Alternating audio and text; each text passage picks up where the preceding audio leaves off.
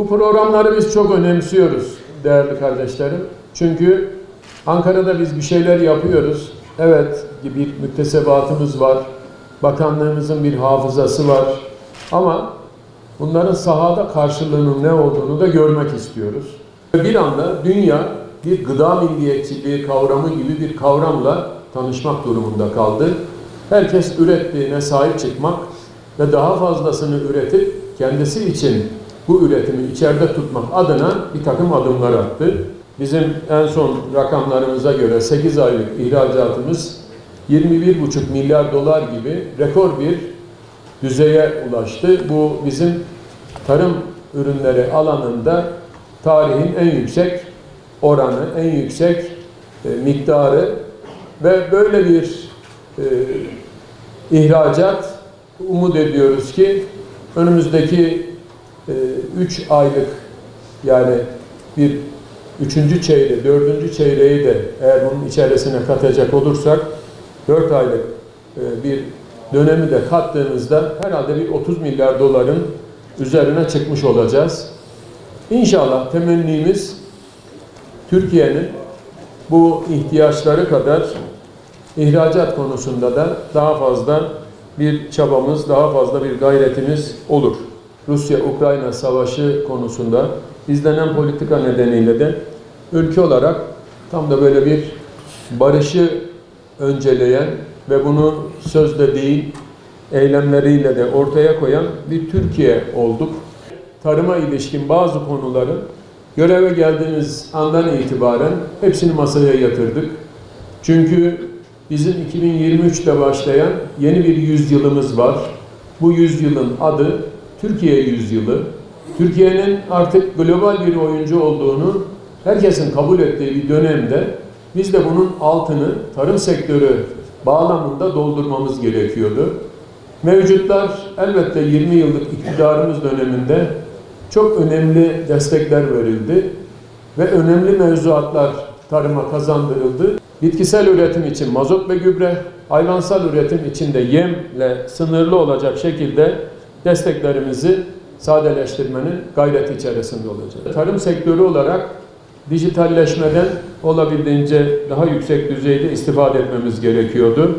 Ve bunu e-devlet ortamına taşımak ve bir sonraki hamlesi de yine bir mobil uygulamayla, tarım cepte veya tarım cebimde gibi bir mobil uygulamayla artık il ve ilçe müdürlüklerimize ziyaretler yerine oralara sadece çay kahve içmek için gitmek durumunda kalacağız. 1 Ekim itibariyle inşallah çiftçi kayıt sistemini e-devlet üzerinden başlatmış olacağız değerli kardeşlerim. Mesela buğday ektik, arpa ektik. Ektiğimiz buğdayın, arpanın 2022 yılının mahsulünü kaldırdık. Biz bunlara ilişkin mazot ve gübre desteklerini ne zaman veriyoruz? Normal şartlarda 2023 yılının ilk 3 ayına çekmiştik. Büyük bir gayret göstererek. Şimdi biz dedik ki bununla da yetinmeyeceğiz. Biz bu ilk 3 ayında verdiğimiz, Mart ayında verdiğimiz desteği 6 ay öne çekeceğiz ve bu ayın sonu, önümüzdeki ayın en geç başı itibariyle mazot ve gübre desteklerini sizlere ayni olarak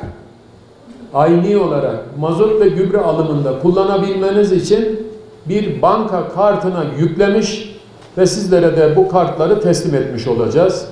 Böylelikle 6 ay öne çekerek mazot ve gübre alımı konusunda nakit sıkıntısı çeken üreticimizin bu alımına burada bir kısmi katkıda bulunmuş olacağız. Fakat esas daha büyük katkıyı da, çünkü bu 6 aylık öne çekmeden ayrı olarak bir de biz bu Ziraat Bankası'nın verdiği 100.000 TL tutarında limiti olan sübvansiyonlu krediyi, bu krediyi limitini 200.000 TL'ye çıkarıyoruz ve bu 200.000 TL'lik kredinin de 100.000 TL'lik kısmını, yani %50'sini yine karta yükleyeceğiz. Sadece mazot ve gübre alımında kullanacak üreticimiz.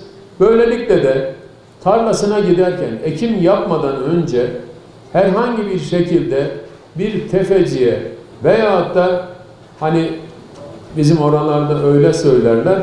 Derler ki işte ben bunu ürünü hasat ettiğimde sana bunun karşılığında atıyorum 1 ton buğday vereceğim denilir. Dolayısıyla bu tür uygulamalara da son verip bu ihtiyacı da doğrudan karşılamış olacağız. Malumunuz 2021 mahsulüne 22 lirası mazot ve 20 lirası da gübre olmak üzere 46 bunlar toplam 42 lira olan desteğimizi biz mazotu 75 liraya, gübreyi de 46 liraya çıkararak 121 liraya yükseltiyoruz dekar başına. Yani 42 lira olan dekar başına mazot gübre desteğimiz hububat için söylüyorum. Bu 121 liraya çıkmış, 3 katından fazla artış sağlanmış oluyor. Bu da hayırlı uğurlu olsun. Et Süt Kurumu ile sözleşmeli besicilik adı altında üreticilerimize yine hayvancılık konusunda bu 6 Eylül 2022'de tarihinde resmi gazetede yayınlandı. Cumhurbaşkanlığı kararı olarak değerli kardeşlerim gerek alım gerekse de fiyat konusunda garanti verilecek.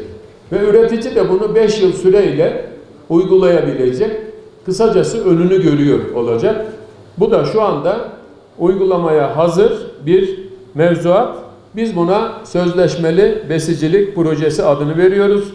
Bir taraftan Et Süt Kurumu kendi ihtiyacı için bunları temin etmiş olacak. Öbür taraftan da üreticimizi biz geleceğiyle ilgili endişelerden arındırmış olacağız. Biraz önce bahsettim sigortacılıktan. Şimdi bir gelir koruma sigortası adı altında yeni bir poliçe ürettik. Halihazırda başlangıçta Konya'nın Kadınhanı, Karatay ve Cihanbeyli ilçelerinde başladı. Sonra bütün Konya'nın ilçelerinde uygulandı. 2023'ten itibaren de tüm Türkiye'de hububat başta olmak üzere belirli ürünlerde artık geliri garanti eden bir poliçe düzenlenecek. Buradaki poliçe priminin %60'ını devlet olarak, hükümet olarak biz ödüyor olacağız. Her biri 20 dekarlık bir alandan oluşan seraları biz vatandaşlarımız tarafından üretim için tahsis edeceğiz. Ve böylelikle buralarda üretilecek her türlü sebzelerin, her türlü bu örtü altında yetiştirilecek olan ürünlerinde başta Van'ımıza ve Van başta olmak üzere de çevre illere ve hatta sınırın ötesine de bunların ihraç imkanı olacak. Dolayısıyla kent tarımı çok çok önemli. Fakat burada bizim öncelediğimiz bir husus var. O da jeotermal kaynağın durumu. Eğer jeotermal kaynak varsa tabir yerindeyse bu aliyül ala denilebilecek bir durum oluyor. Çünkü enerji maliyetlerini ve yılın 11 ayında 45 derece, eksi 45 dereceyi gören bu Van'ın kendi ilçelerindeki jeotermali kullanarak bu üretimin yapılması mümkün hale gelecek. Biz bakanlık olarak bunun destekçisiyiz, arkasındayız. İnşallah Van'daki tarım adına çok güzel işler olacağını düşünüyorum. Bakanımızın gelmesi de şehrimizi şenlendirdi. Bizlere şevk verdi, heyecan verdi. İş biter mi bitmez. Ama en azından başta şevkle, canla başla biz memleketin, milletin problemlerini çözmek için Sayın Bakanımızın desteğiyle, yüreklendirmesiyle çalışacağız. Ben de tarımı seven bir ilim valisi olarak desteğim tam.